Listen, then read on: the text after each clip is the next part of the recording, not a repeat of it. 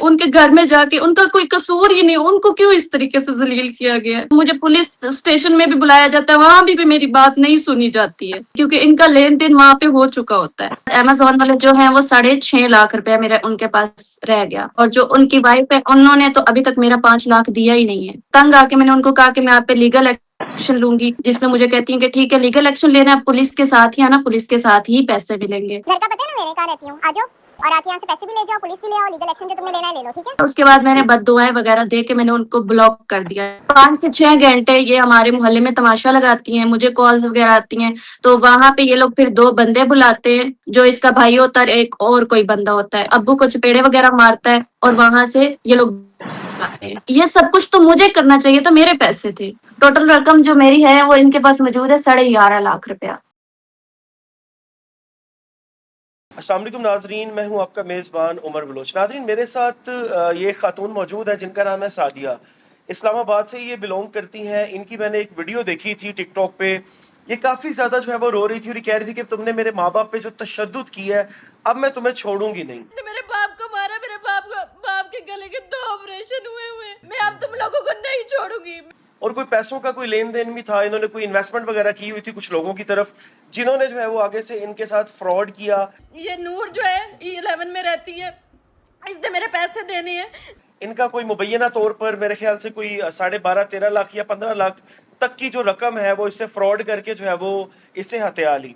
अब जब इसने पैसों का तकाजा किया तो इसको से मारने की धमकियां देने लगे, और उसके बाद इसके घर पे घुस के मुबैना तौर पर इन पे हमला भी किया। घर का पता है ना मेरे, कहाँ रहती हूँ, आ जाओ और आके यहाँ से पैसे भी ले जाओ, पुलिस भी ले आओ, लीगल एक्शन जो तुमने लेना है ले लो, ठीक है। इनसे बात करके जानेंगे सारा ये मामला क्या था। अस्सलाम वालेकुम। वालेकुम सलाम। क्या हाल है सादिया, कैसी हो आप? अल्हम्दुलिल्लाह मैं ठीक, आप कैसे हैं? अल्हम्दुलिल्लाह। अच्छा सादिया, आपकी मैंने एक वीडियो देखी थी टिकटॉक पे, काफी वो वायरल हुई थी, जिसमें आप रो रो के कह रही थी कि मेरे घर पे तुमने जो हमला किया और जो मेरे बुजुर्ग वालिदैन पे तुमने तशद्दुद किया, मैं तुम्हें छोड़ूंगी नहीं। वो मामला क्या था सारा? वो मामला ये था कि मैंने एक अमेज़न में इन्वेस्ट किया था 10 लाख रुपया, और 5 लाख मैंने उनकी वाइफ को लोन दिया था, ठीक है। तो उनमें से मुझे 3,20,000 एक दफा रिसीव हुआ है, और 4.5 लाख मुझे एक दफा रिसीव हुआ है, जो अमेज़न वाला इन्वेस्ट था।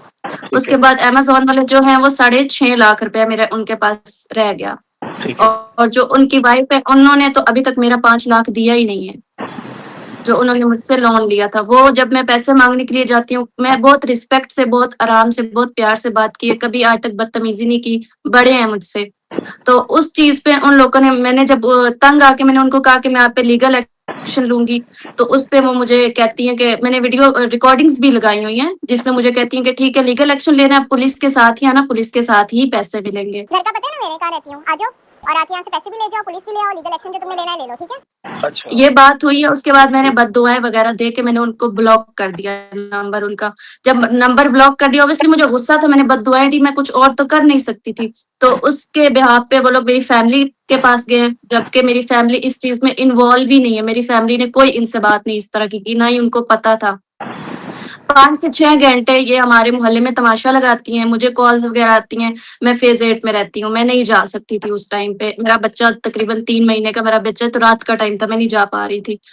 उस टाइम पे ये, जब इनको पता चलता है कि अभी तो कुछ नहीं हो रहा है, ये तो नहीं आ रही है, मेरे लिए तमाशा लगाया जाता है ना, ये तो नहीं आ रही है, तो वहां पे ये लोग फिर 2 बंदे बुलाते हैं, जो कि एक इसका भाई होता है, और नाम नहीं लेंगे हम इनका, जो इसका भाई होता है, एक और कोई बंदा होता है। वो मेरे अब्बू के साथ बदतमीजी करता है, मेरे अब्बू को खींचता है कि चलो तुम पुलिस के डाले में बैठो, हम तुम्हें लेके जाएंगे। मेरे भाइयों को कहते हैं कि हमें इसका घर दिखाओ, हमने इसके घर पे जाना है। तो ये सारी चीजें, फिर अब्बू ने आगे से जब थोड़ा सा गुस्सा किया, तो अब्बू को चपेड़े वगैरह मारता है, और वहां से ये लोग आते हैं। मेरे बाप को मारा, मेरे बाप के गले के 2 ऑपरेशन हुए। मैं अब तुम लोगों को नहीं छोड़ूंगी। बदतमीजी इस तरह पूरे मोहल्ले में हमारी इज्जत खराब करके। जी, आपके वालिद की एज कितनी है, उनकी कितनी उम्र है? 65। वो बहुत बूढ़े हैं, मेरे माँ बाप का कोई कसूर नहीं है। उनके मुंह पे इन्होंने थप्पड़ मारे? उनके भाई ने उनके मुंह पे थप्पड़ मारता है, और फिर उसके बाद वो वहां से भाग जाता है। उनको शर्म नहीं है कि एक बुजुर्ग इंसान पे जो है वो थप्पड़ की बरसात उन्होंने कर दी, कि एक बुजुर्ग आदमी को मारने का कोई तुक नहीं बनता था? एक तो आपने पैसे देने हैं, दूसरा आप उन पे तशद्दुद कर रहे हो। उनका कोई कसूर नहीं, उनको पता ही नहीं है कि मैंने ऐसा कोई काम किया हुआ है। तीसरी जगह पे उनके घर में जाके उनका कोई कसूर ही नहीं, उनको क्यों इस तरीके से जलील किया गया है।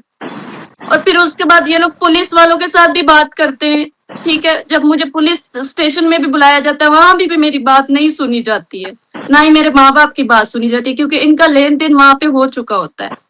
आपको थाना कौन सा लगता है? रबना थाना G11-1 कौन सा? G11-1 में है रबना थाना।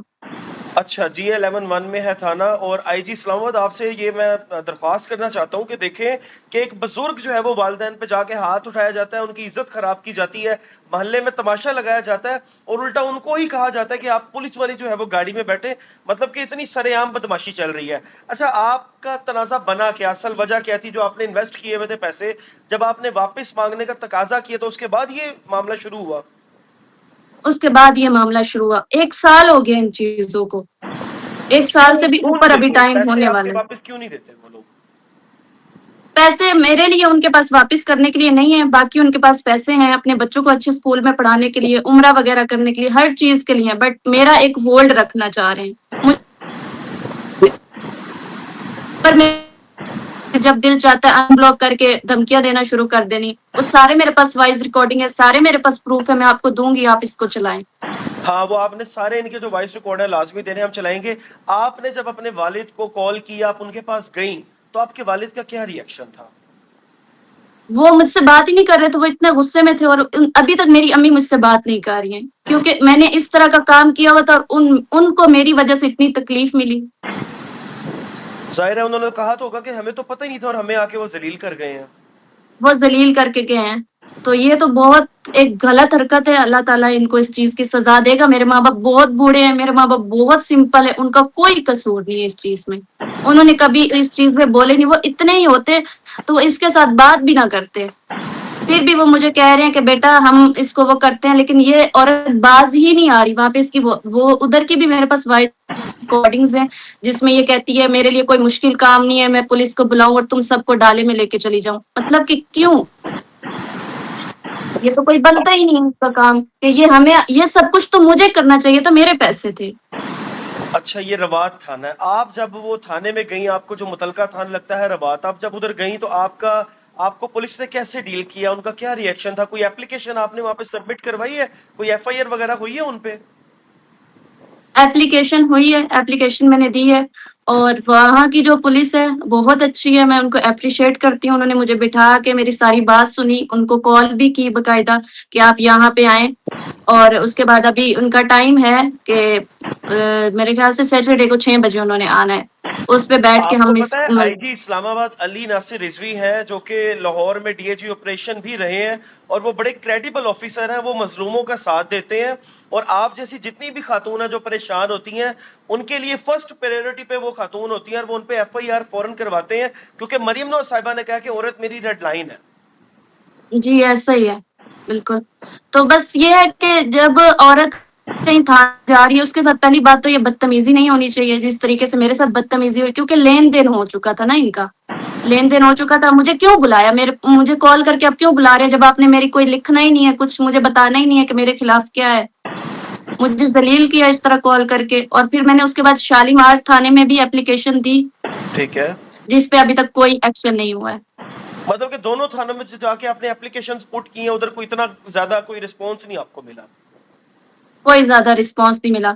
और उसके बाद मैं यहाँ पे एक वीडियो में आपको बता भी दूं कि मैंने इन लोगों के मतलब कि कहीं पे वीडियोस, कहीं पे पिक्चर्स यूज नहीं किए हैं। मैंने ओनली रिकॉर्डिंग्स चलाई हैं जिसमें ये लोग मुझे धमकियां दे रहे हैं, जिसमें ये लोग मेरे साथ बदतमीजी कर रहे हैं। उस पे भी ये लोग जाके NCCI में मेरी कंप्लेन कर रहे हैं, जिसका भी मुझे नोटिस आया हुआ है। इंशाल्लाह 4 अगस्त को मैं पेश होंगी। मैं कहीं पे भी गलत नहीं हूँ, मेरे पास हर चीज के प्रूफ है। मैं बहुत अच्छे तरीके से इनको डील कर रही थी, बट बदतमीजी इन्होंने की है और ये गलत काम किया है इन्होंने। मैं इनको अभी तक रकम कितनी है जो कि इनके पास इस टाइम मौजूद है? टोटल रकम जो मेरी है वो इनके पास मौजूद है 11.5 लाख रुपया, जो इन्होंने आपको देने हैं, जो वाजिबुल अदा है वो देने ही देने हैं। हाँ देने ही देने हैं। और उसके बाद मैंने बाकी पैसों की तो हम बात ही नहीं करते, बाकी काफी चीजें हैं। वो मैं उन चीज़ों को अब नहीं डिस्कस करना चाहती। एक इंसान के साथ टाइम गुज़रा है, अल्लाह ताला उनके नसीब करे वो चीज़ें, मुझे नहीं चाहिए। बस ये है कि ये मेरे हस्बैंड के हक हलाल के पैसे हैं। हम लोगों ने कोई घर बैठ के तो कमाई नहीं है, वो बहुत मेहनत करके ये पैसे कमाते हैं और हमें ये पैसे चाहिए, हमारे छोटे-छोटे बच्चे हैं, हमारी 100 ज़रूरतात हैं। ठीक है, सादिया, लास्ट में आप मरीम नवाज साहिबा से और आईजी इस्लामाबाद से क्या कहना चाहती हैं? मैं आईजी इस्लामाबाद से ये कहना चाहती हूँ कि प्लीज़ औरतों को रिस्पेक्ट दी जाए। अगर हम कुछ किसी चीज़ के लिए जा रहे हैं तो हमारी सुनी जाए। ये हमारे लिए ही बने हुए हैं ना, तो अगर हमारे साथ ही बदतमीज़ी की जाएगी तो ये तो अच्छा नहीं है, ये तो इंसाफ नहीं है, हमें इंसाफ मिलना चाहिए। मेरी जैसी और भी औरतें हैं जो इन चीज़ों में फँसी हुई हैं। और बाकी मैं मरीम नवाज़ को कहूँगी कि आप कहती हैं कि लड़कियाँ आपकी रेड लाइन है, तो प्लीज़ आप इस चीज़ को देखें और आप इस चीज़ पे एक्शन लें। बिल्कुल नाजरीन, सादिया मेरे साथ मौजूद थी और आपने इनका सारा जो है वो मामला देख लिया कि कुछ लोग हैं जिनके पास इन्होंने कुछ पैसे अपने इन्वेस्ट किए थे, अब वो पैसे देने से जो है वो इनकारी हैं, उल्टा इनके वालिदैन पे जाके वो तशद्दुद भी कर रहे हैं। थाना रवात और थाना शालीमार में इन्होंने जाके एप्लीकेशन दी, अभी तक उन पे एफआईआर नहीं, उल्टा इनको ही नोटिस उन्होंने भिजवा दिया कि जो ये जो रो रो के तुमने वीडियो अपलोड की है इसमें हमारा तुमने नाम लिया है, हमारे मैसेज चलाया, तो ऐसा नहीं होना चाहिए।